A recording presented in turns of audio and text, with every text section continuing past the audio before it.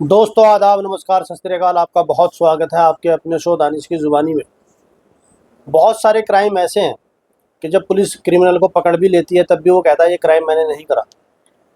और जाहिर सी बात है, उसको पता है कि अगर उसने ये कबूल कर लिया कि उसने क्राइम करा है तो उसको फ़ौरन सज़ा होगी और फ़ौरन वो जेल में जाएगा। तो क्राइम करा हो या ना करा हो, लेकिन अपराधी का जो एक तकिया कलाम है वो यही है कि सर मैंने कुछ नहीं कहा, मैं निर्दोष हूँ। लेकिन आज की कहानी कुछ ऐसी है जिसके सेकंड हाफ में शुरू में एक पत्नी है जिसका पति गायब हो जाता है और वो अपने पति की एफआईआर थाने में लिखवाती है और हर हफ्ते थाने जाती है और उसको ये बोलती है पुलिस को कि तुमने मेरे पति को ढूंढा नहीं, तुम उसको सही से ढूंढ नहीं रहे हो। और आधी कहानी के बाद फिर वो कहती है कि उसको मत ढूंढो क्योंकि उसका कत्ल मैंने अपने हाथ से ही करा है। और फिर जब कहानी का लास्ट क्लाइमैक्स आता है तो वो कुछ और ही निकलता है। तो कहानी है केरल के कूडल की। वहाँ पर एक परिवार रहता था नौशाद का। उसकी पत्नी का नाम था अफसाना और उसके 2 बच्चे थे। अब जैसे कि नॉर्मली होता है कि आदमी कई बार अपने ससुराल के आसपास ही जाकर रहने लगता है, तो नौशाद भी अपने जो अफसाना का घर था उसका पीहर, उसके पास में ही घर लेकर वहीं पर रहने लगता है। अब दोनों की ज़िंदगी अच्छी खासी चल रही थी। शादी को उनके 10 साल हो गए थे और 2 बच्चे थे उनके पास। लेकिन उनके अंदर कुछ अनबन हमेशा रहती थी और रोज़ किसी न किसी बात पर उनमें लड़ाई होती थी, जिसमें नौशाद अफसाना की पिटाई करता था और सुबह को फिर सब नॉर्मल हो जाता था। अब आस पड़ोस वाले जो पड़ोस में रहते थे या जो उसके पीहर वाले थे, सबको पता था कि रात को ये क्या है, ये कहासुनी होगी और सुबह को फिर ये सब कुछ ठीक हो जाएगा। इसी तरह 5 नवंबर 2021 को फिर से दोनों के अंदर झगड़ा होता है और इस बार फिर नौशाद अफसाना पर हाथ उठाता है और उसकी पिटाई कर देता है। अब जो अफसाना होती है वो रोती रोती अपने फादर के घर जाती है और वहाँ पे जो उसके भाई होते हैं और जो उसके रिश्तेदार होते हैं सब के सब आते हैं। अब नौशाद बेफिक्र घर पे बैठा है और बाहर से बहुत सारे आदमी आते हैं और वो अपने बहनोई की, अपने जीजा की, नौशाद की धुलाई शुरू कर देते हैं। अब जो साला है या ससुर है या जो और भी हैं आस पड़ोसी, सब उस पर हाथ साफ करना शुरू कर देते हैं और उस धुआंधार नौशाद की पिटाई शुरू हो जाती है। नौशाद को खून निकलने लगता है और नौशाद को ये नहीं पता कि उसको कहाँ पड़ रहा है और कौन मार रहा है। और वो उनसे जान बचाकर एक कमरे के अंदर जाता है और उस कमरे के अंदर भी जा कुछ लोग घुसते हैं और वहाँ पर भी उसकी पिटाई शुरू होती है। तो उसके अंदर एक खिड़की होती है और उसके सर से खून बह रहा है, वो पिटा हुआ है, लेकिन वो किसी भी तरीके से उस खिड़की से बाहर कूदता है और वहाँ से भाग जाता है। और यहाँ पर जो अफसाना है वो ये सब कुछ देख रही है कि क्या हो रहा है। अब खिड़की के बाहर जाकर क्या हुआ इस बात का अफसाना को नहीं पता, अब खिड़की के अंदर का सबको पता है क्या हुआ। अब खैर रात गुजर जाती है, सुबह का टाइम होता है, लगता था कि नौशाद वापस आ जाएगा, तो नौशाद आता नहीं है। अब 1 दिन गुजरता है, 2 दिन गुजरते हैं, 3 दिन गुजरते हैं। इधर जो नौशाद के पापा थे उनको, उसके पेरेंट्स को प्रॉब्लम होती है कि नौशाद कहाँ गया। और वो जाकर जो पुलिस स्टेशन है कूडल, वो कूडल पुलिस स्टेशन में जाते हैं और वहाँ पर जाकर अपने बेटे की गुमशुदगी की एफआईआर लिखवा देते हैं कि हमारा बेटे को उसके पीहर वालों ने मारा है और उसके बाद से वो गायब है, आ नहीं रहा है। अब क्योंकि उनका जवान बेटा गायब था और वो वापस नहीं आ रहा, वो एफआईआर लिखाकर घर आ जाते हैं। और यहाँ पर अफसाना को लगता है कि अगर मैंने कुछ नहीं करा तो सारा शक मेरे ही ऊपर जाएगा। अब पीछे से वो भी थाने पहुँच जाती है और वहाँ पर जाकर पुलिस से कहती है कि एफआईआर मेरे ससुर ने यहाँ पर लिखवा रखी है और मेरा जो पति है नौशाद गायब है और तुम उसको ढूंढ नहीं रहे हो, आज 4 दिन हो गए हैं। अब पुलिस को समझा बुझाकर वापस भेजती है। अब उसका यही होता है कि हर हफ्ते में 2-3 दिन वो पुलिस जाती है और पुलिस वालों को जाके हड़काती है और कहती है कि तुम ठीक से काम नहीं कर रहे हो। अब पुलिस वाले भी उससे परेशान हो जाते हैं। अब ऐसे धीरे धीरे 6 महीने गुजर जाते हैं, नौशाद का कोई अता पता नहीं होता और हर हफ्ते वो अफसाना वहाँ पहुँचती है और पुलिस वालों से उसकी बहस होती है। अब 6 महीने बाद थोड़ा सा बदलाव आता है। 6 महीने बाद अचानक अफसाना पुलिस स्टेशन पहुँचती है कूडल के और वहाँ जाके कहती है कि आज मैंने नौशाद को देखा था और वो किसी बस में जा रहा था और इससे पहले मैं बस को पकड़ती वो निकल गया। अब पुलिस फ़ौरन वहाँ जीप निकालती है, उस जगह जाती है और जाकर पता करती है कि बस किधर गई है, कैसे हुआ है। अब उसके अगले हफ्ते फिर अफसाना वहाँ पहुँचती है, कहती है आज मैंने उसको फला मार्केट में देखा था, वो सामान खरीद रहा था। अब पुलिस फिर जीप निकालती है, वहाँ पर पहुँचती है तो पता चलता है कि नौशाद वहाँ पर नहीं है। अब इसी तरीके से वक्त गुजरता रहता है और अफ़साना कभी बताती है कि मैंने नौशाद को वहाँ पर देखा है, कभी बताती है कि मैंने नौशाद को वहाँ पर देखा है, और इसी तरीके से पुलिस वाले भी परेशान हो जाते हैं और नौशाद का कोई पता नहीं चलता कहाँ है।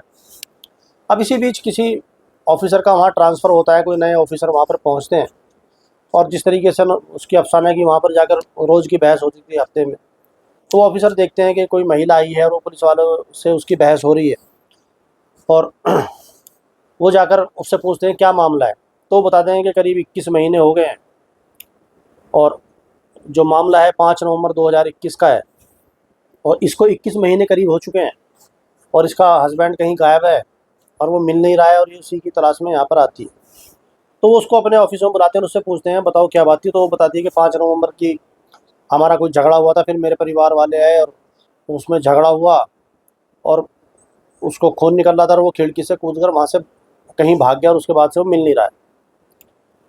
तो पुलिस अधिकारी उसका बयान दर्ज करते हैं और उसके कहते हैं तुम जाओ, और फिर उसके पिछले पुराने जो बयान है वो निकाले जाते हैं और उनको देखा जाता है कि इसने पहले क्या बयान दिया था, 6 महीने पहले बयान किया जाता है, 1 साल पहले क्या बयान दिया था, 1.5 साल पहले क्या बयान दिया था, और जब ये एफआईआर हुई थी उस वक्त क्या इसने बयान दिया था।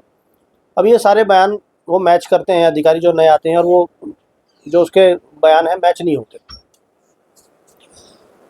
अब कुछ दिन बाद अफसाना फिर आती है और आके बोलती है कि मैंने नौशाद को वहाँ पर देखा है। अब इस बार अधिकारी भी खुद जाते हैं और वहाँ पर जाकर चेक करते हैं, तो पता चला, वो बताती कि वो सड़क के उधर की तरफ था और मैं सड़क के इधर की तरफ थी, और जैसे ही मैं उसको बुलाती और वो बस में बैठ के चला गया।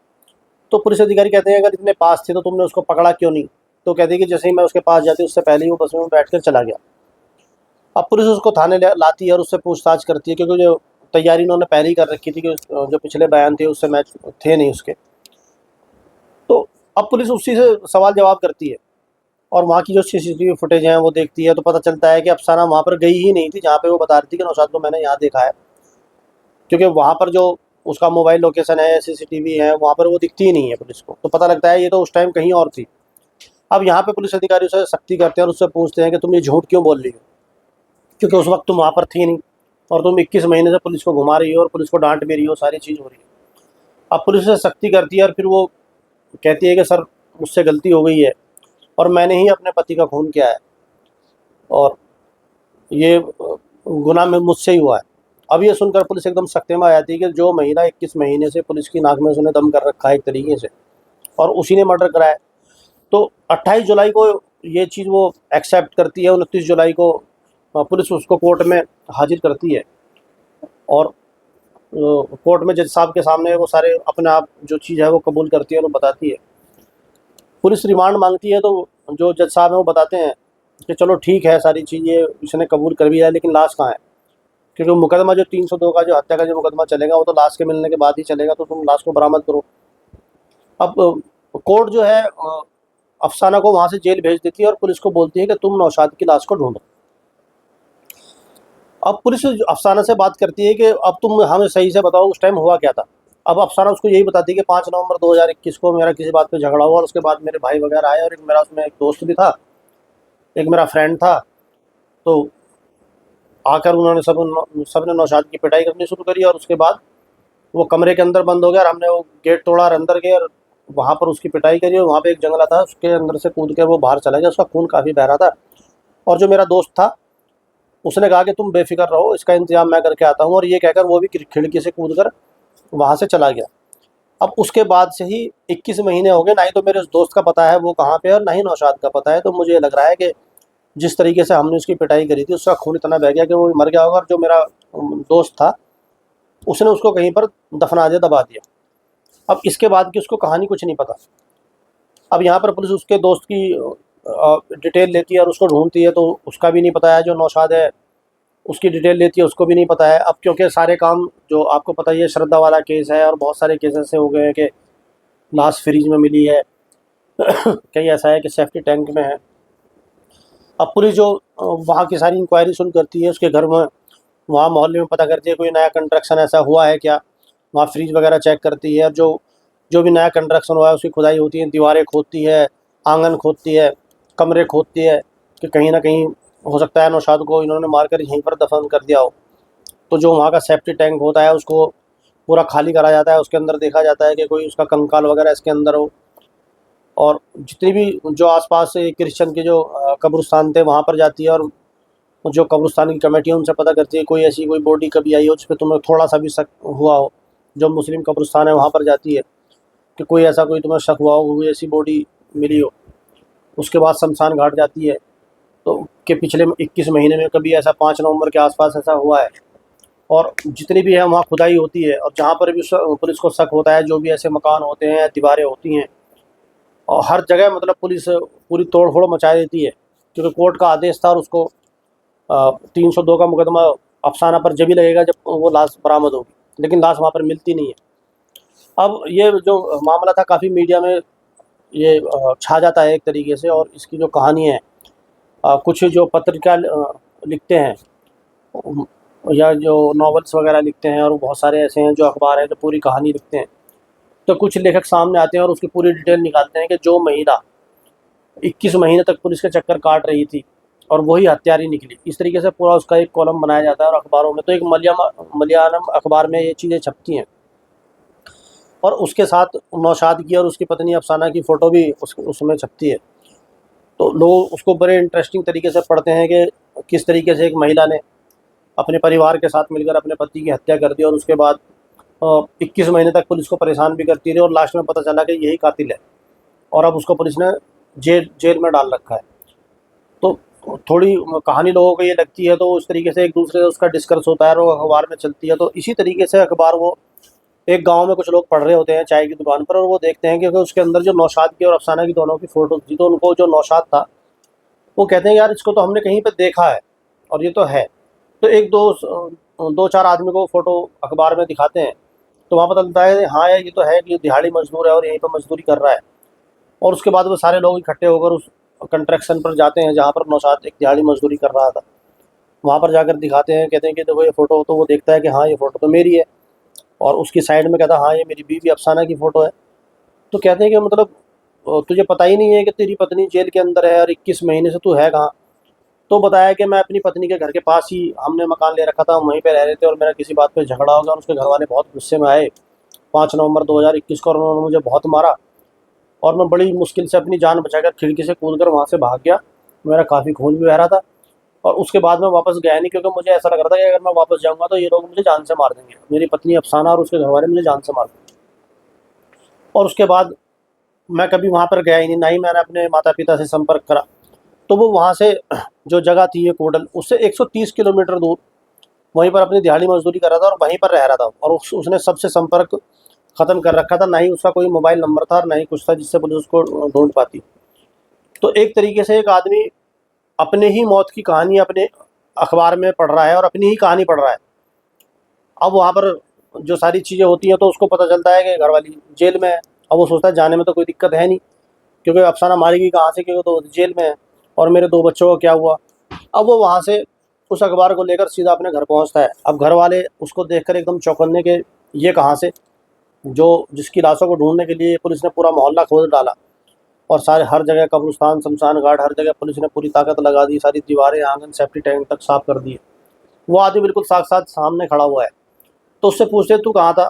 तो बताता है कि मैं ऐसे-ऐसे, और जब शबनम उस अफसाना ने मुझे इतना मारा, और उसके भाई थे और उसका दोस्त था, और उन्होंने मुझे मारा और मैं खिड़की से कूद कर भाग गया, और अ, मैं इस तरीके से 130 किलोमीटर दूसरी जगह जाकर मैं वहाँ पर रह रहा था।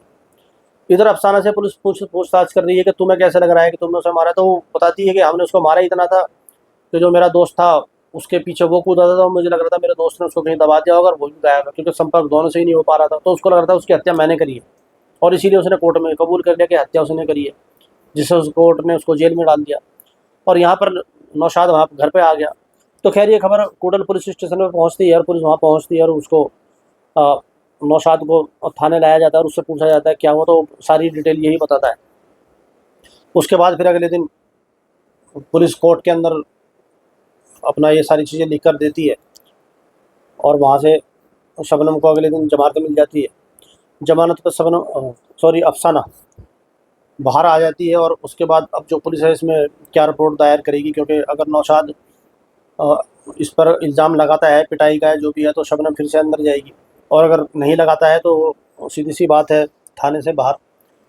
तो किस तरीके से इतनी बड़ी कन्फ्यूजन है कि एक पत्नी है जो ये मान के चलिए कत्ल उसने करा है, और उधर जो उसका हस्बैंड है दूसरी जगह अपना दिहाड़ी मजदूर, उसके अंदर इतनी दहशत है कि उसको लग रहा है कि अगर वो वहाँ पे गया तो उसकी बीवी उसको ख़त्म कर देगी, और उसकी दहशत की वजह से उसने अपने परिवार से भी संपर्क नहीं करा। और अब जब उसको ये समाचार मिला तब भी वो अपने 2 बच्चों की वजह से वापस आकर ये सारी चीज़ें बता रहा है। अब उसको ज़मानत, अफ़साना को वहाँ से ज़मानत मिल चुकी है। तो ये थी आज की कहानी। इस कहानी में आपको आपकी क्या राय है और क्या मशवरा है, कमेंट में ज़रूर बताइए। और अगर चैनल को सब्सक्राइब ना करा हो तो प्लीज़ इसको सब्सक्राइब करिए, लाइक करें एंड शेयर करें। और अब आपसे मुलाकात होगी कल किसी दूसरी कहानी के साथ। तब तक अपना और अपनों का बहुत ध्यान रखें। तब तक बहुत बहुत धन्यवाद।